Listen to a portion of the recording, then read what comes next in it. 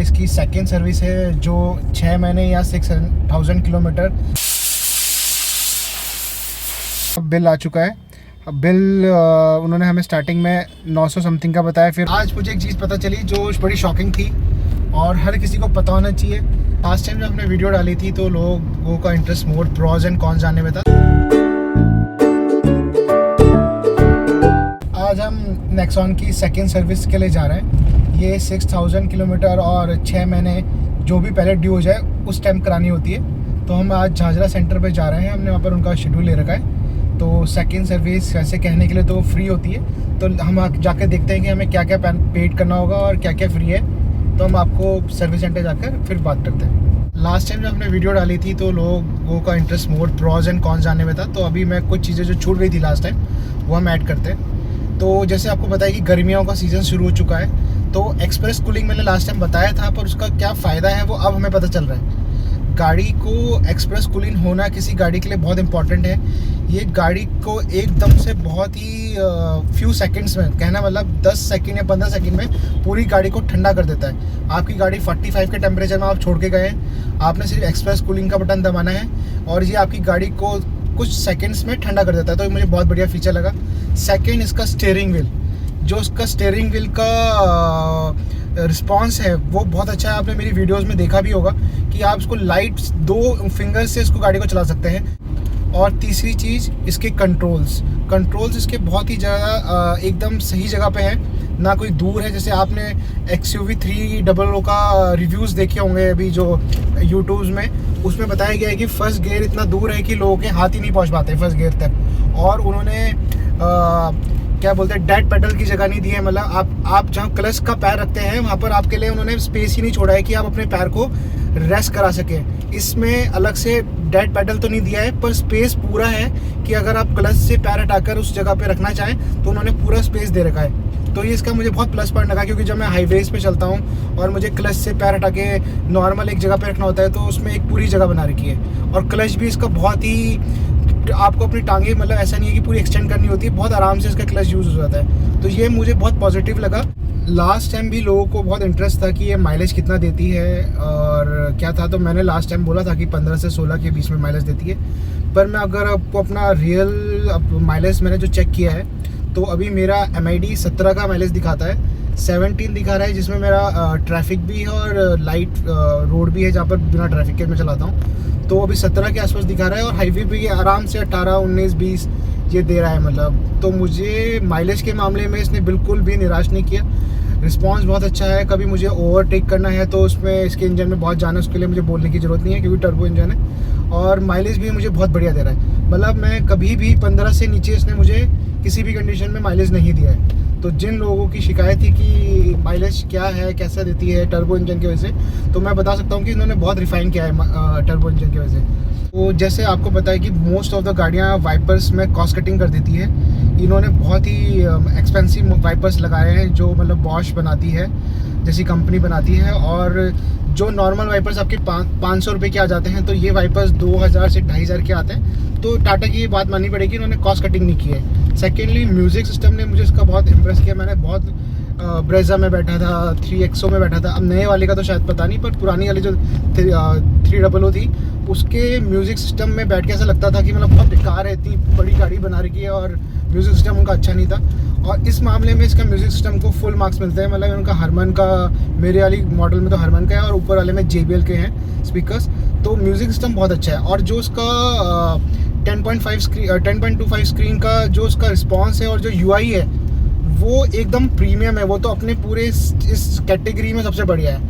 Response और जो उसका लुक है वो एकदम बहुत बढ़िया है, मतलब उससे अच्छा नहीं है। और अभी मैंने 2-3 गाड़ी और चलाई अपने दोस्तों की, तो 360 में कह सकता हूँ कि इससे अच्छा इस कैटेगरी में कोई नहीं देता। 360 नाइट में मैं रात को पार्किंग में गया हूँ जहाँ पर बिल्कुल अंधेरा था, उसमें भी इसने जो 360 का कमाल दिखाया पार्किंग करते हुए हर चीज़ में, बहुत ही बढ़िया, मतलब बहुत क्लैरिटी। इसके लिए टाटा को फुल मार्क्स मिलने चाहिए। मिथ्स थे गाड़ी के बारे में जो उसके नेगेटिव कंसीडर किए जाते थे, उसमें से एक उसका A पिलर था जो बहुत मोटा है बाकी की गाड़ियों के कंपैरिजन, जो आपका व्यूइंग एंगल रोक देता था टर्निंग में, या कभी आप साइड इंडिकेटर दे रहे हो। पर अब टाटा ने क्या किया है, क्योंकि जब 360 डिग्री कैमरा दिया है तो उन्होंने उसके साथ ब्लाइंड व्यू का भी एक फंक्शन दिया है, जिसमें आपके सामने कोई पैरेलल गाड़ी जा रही हो वो आपको स्क्रीन में उसको पूरा दिखाता है वो। और प्लस इन्होंने जो उनके साइड मिरर्स है उसका उन्होंने एंगल इतना अच्छा दिया है कि उससे आपको पूरी आपकी विजिबिलिटी क्लियर हो जाती है। तो ये हाँ थोड़ा प्रॉब्लम है, पर अब इतना नहीं रहा है, 90% इसको सॉल्व कर दिया है। अभी कुछ गाड़ियों में एक था कि इसमें टॉप वेरिएंट में भी 16 इंच के अलॉयज़ मिलते हैं, बाकी कुछ 17 इंच के देना शुरू कर दिए है। मैं आपको बता दूं 16 और 17 का अंतर, अगर आपकी गाड़ी में 16 इंच के अलॉय है तो वो कंफर्ट के लिए बहुत अच्छे जाने जाते हैं और रोड ग्रिपिंग उसमें अच्छी होती है। 17 स्पोर्टियर के लिए ज़्यादा अच्छा है, गाड़ी को अगर भगाना है और उसको माइलेज के लिए। पर अगर कंफर्ट देखा जाए उसके सस्पेंशन पॉइंट ऑफ व्यू से 16 इंच के अलॉयज़ व्हील सफिशिएंट इनफ होते हैं इस गाड़ी के लिए, 17 के ना लगाएं। लास्ट टाइम एक व्यूअर ने हमसे पूछा था कि इसके रिवर्स करते हुए क्या इसका एक लाइट जलता है या 2 लाइट जलती हैं, पार्किंग लाइट्स। तो मैं आपको बताना चाहता हूँ, टाटा ने अपनी मोस्ट ऑफ द रिसेंट गाड़ियों में पार्किंग रिवर्स करते हुए सिंगल लाइट ही रखी है। तो आप इसको ये ना सोचिए कि आपकी गाड़ी में कोई इश्यूज़ है, ये इंटेंशनली टाटा ने किया है कि किसी को आपको पता चल जाए कि आप रिवर्स कर रहे हैं, तो जब आप रिवर्स कर रहे होंगे तो सिंगल लाइट जलेगी। इंटेंशनली टाटा ने किया है, ये कोई डिफेक्ट नहीं है आपकी गाड़ी में। कुछ व्यूअर ने हमसे लास्ट टाइम लाइट इंटेंसिटी के बारे में पूछा था, इसकी लाइटिंग कैसी है। तो मैंने रात को चलाया, अपना पर्सनल एक्सपीरियंस से बता सकता हूँ कि लाइट इंटेंसिटी बहुत बढ़िया है। थोड़ा और अच्छा हो सकता था, पर इतना भी बुरा नहीं है कह सकता मैं इसको। मैं कह सकता हूँ इट्स गुड, बेस्ट हो सकता था। तो ये तो इसके पॉजिटिव। नेगेटिव्स में इसके अभी हम बात करते हैं। तो नेगेटिव में इसका एक नेगेटिव जो मुझे लगा कि अब आजकल गाड़ियों में बड़े सनरूफ मिलते हैं, जैसे आजकल गर्मियाँ चल रही है तो जितना बड़ा सनरूफ होता है उतनी ज़्यादा गाड़ी गर्म होती है, तो आपका पेट्रोल और एसी ज़्यादा लगेगा अगर आपका सनरूफ बड़ा है। और जितना बड़ा सनरूफ होगा आपको उतना इशू होगा। जिस गाड़ी में सनरूफ नहीं होती है उस गाड़ी का एसी और पेट्रोल कम लगता है, क्योंकि वो गाड़ी ज़्यादा गर्म नहीं होती। तो ये किसी के लिए पॉजिटिव पॉइंट भी है किसी एंगल से, और किसी के लिए नेगेटिव भी है।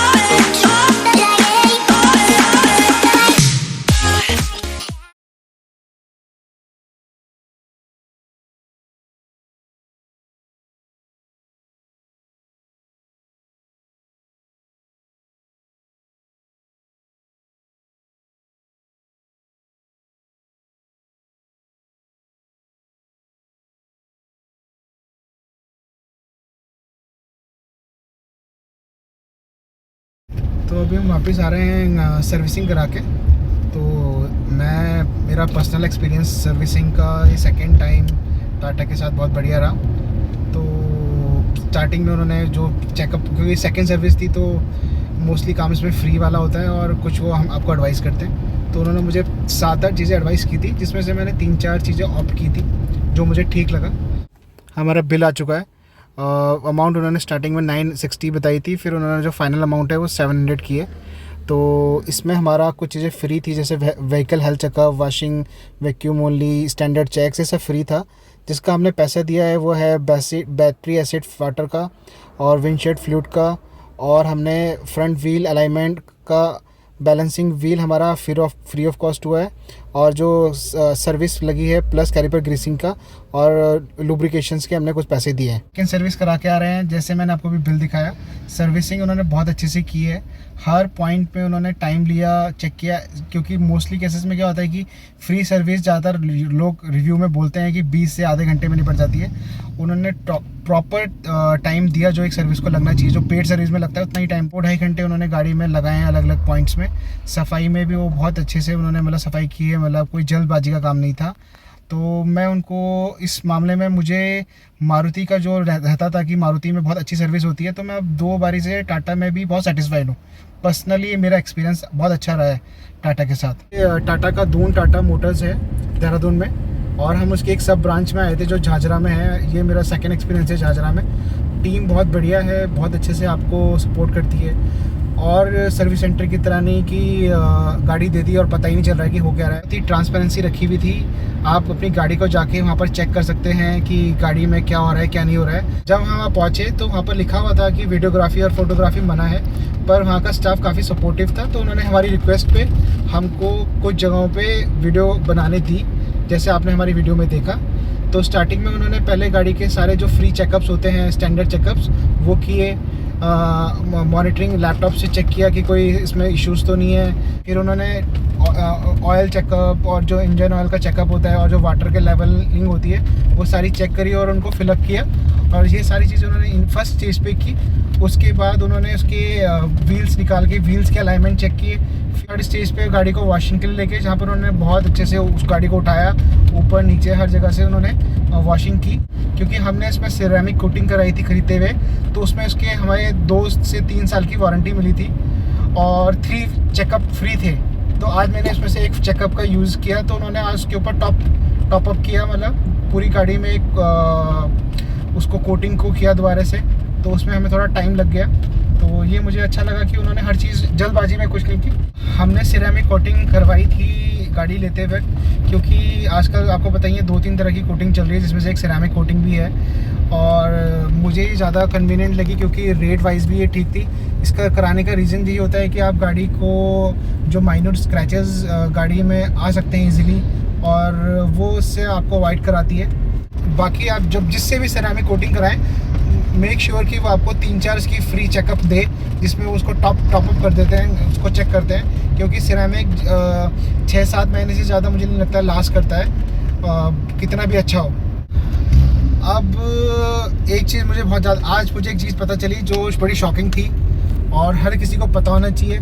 आज मेरी 6 महीने गाड़ी की ड्यू डेट थी, मतलब 12 को मैंने मतलब बुक, मतलब पेपरों के हिसाब से 12 को गाड़ी मेरी बुक थी। तो अगर मैं आज नहीं जाता और कल जाता तो मुझे फ़ाइन पड़ सकता था। तो आप हमेशा ये याद रखिए कि वारंटी के अंदर जो सर्विस डेट ड्यू है उससे 1 हफ़्ता पहले चले जाइए, पर अगर आप 1 हफ़्ते बाद गए तो आपको फ़ाइन पड़ सकता है। तो ये चीज़ मुझे मारुति के टाइम पे नहीं पता था। आज मुझे उसने बोला कि सर अगर आप 1 दिन बाद भी आते तो आपको फ़ाइन पड़ जाता वारंटी में।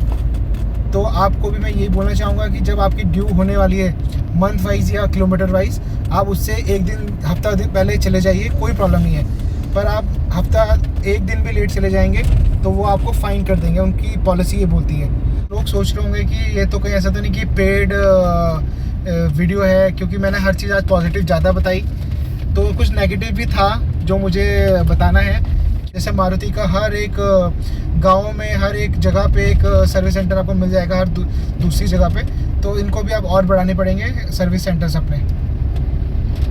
तो यही था हमारी टाटा की सेकंड सर्विस का एक्सपीरियंस। नेक्सॉन या इस वीडियो से रिलेटेड हमारी आपकी कोई क्वेरी हो तो आप हमें कमेंट कर सकते हैं। अगर आपको हमारी वीडियो अच्छी लगी हो तो हमारे चैनल को सब्सक्राइब कीजिए, लाइक कीजिए, कमेंट कीजिए, शेयर कीजिए। Thanks for watching.